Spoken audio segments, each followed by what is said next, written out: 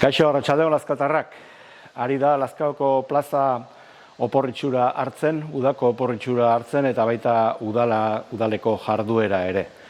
Aste honetan genuen ohiko osoko bilkura egitekoa, datorren ostegunean hain zuzen ere, baina geure taldeak eskatuta aste bete aurreratu genuen eta uztailaren 21ean egin genuen aurtengo ezohiko osoko bilkura. Ezohikoa, eta azpimarratzeko hitza da hori, izan ere ezohikoaren ezaugarrietako bat izaten da, aktarik ez dela onartzen, aurreko osokoetako aktarik ez da onartzen, eta galdera erregurik ere ez dela egiten.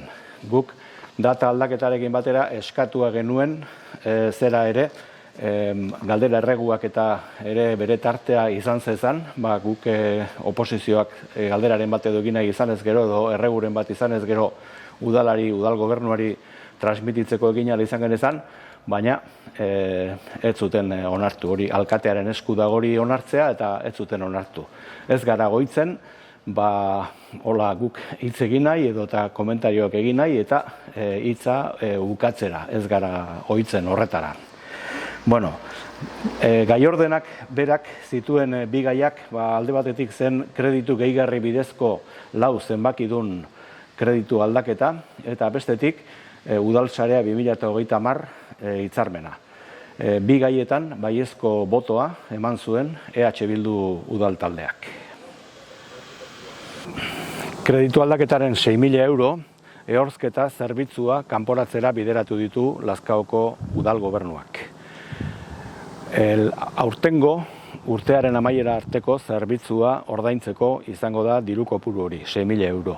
Baina, aldi berean, datorren urterako pleguak ere idazteko asmoa adierazi du, agertu du, eta plegu horiek idaztearekin zerbitzua kanporatu egingo du eta kanpoko enpresa batek emango du orain Lazkaoko udalak bere langileekin eta ematen duen zerbitzu bat.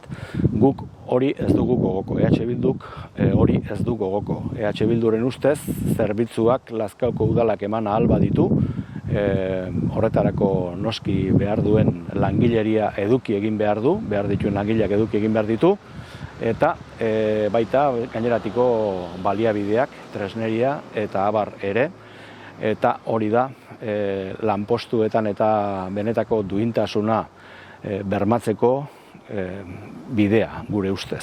Izan ere badakigu azpikontratatuetan eta ze lan baldintzetan egin behar esaten duten lan gure gazteek edo langileek oro har. Kreditu aldaketaren 25.500 euro jokaleku hau egokitzera bideratuak dira. Saski zintzilikatuak jarriko dira, sabaitik zintzilika egokituko diren, egitura egoki batzuen bidez eta zintzilikatuko diren saskiak izango dira, behean eta enbarazorik ez izateko, markagailua ere itxurazkoa izango da, eta zorua ere, orain futbitoko kantxa dago margotua eta saskibaloiko kantxa margotua izango du. Guk horren aurrean, esan behar dugu, deitoratu dugula zeran kirol batzordean gai hau landu ez izana.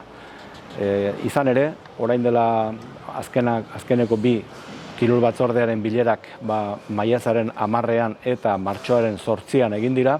Martxoaren 8koan gaia saskibaloiko nesken taldearen gaia aipatu zen, baina han taldeko arduradun batek zioen etorkizuna ez zuela oso garbi ikusten, jende gutxi ari zirela taldeaz arduratzen eta taldeak etorkizun hobeat egiteko bideragarritasuna aztertzen ari omen zirela. Urrengo bileran, maiatzaren 10koan etzen aipatu ere egin gai hau, eta beraz, harritu egin gaitu orain 25.500 euroko zerak inbertsioa proposatzeak, gehiago jakin guk inolako informaziorik izan gabe, besterik gabe. Hala ere, hemen kiroletan bideratzen diren inbertsiorik handienak futbolari egin ohi zaizkionez, poztu egiten gara, beste kirol batzuetan ere inbertsioak egiteaz, are gehiago, kirol horiek emakumeen berdintasuna sustatzearen aldeko hain lan eskerga egiten ari direnean, saskibaloi taldean egiten ari diren bezalako lana egiten ari direnean. Zorionak beraz, Lazkaoko saskibaloi taldeko neskei eta beren entrenatzaile eta gainerako arduradun guztioi. Kreditu aldaketaren beste 35.000 euro plaka fotovoltaikoak ezartzera bideratuko dituzte.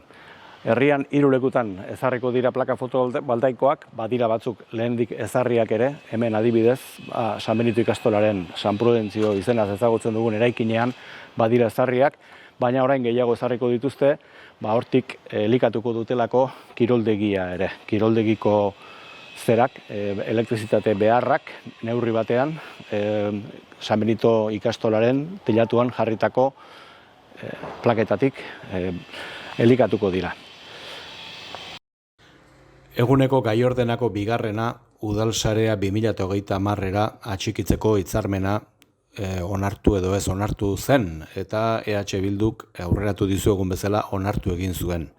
Izan ere oso interesatuak gaude jasangarritasun gaian, kasu honetan Jaurlaritzak bultzatuta, udalen arteko koordinazioa sustatzeko, antolatu duen zera horretan, egitasmo horretan parte hartzearekin.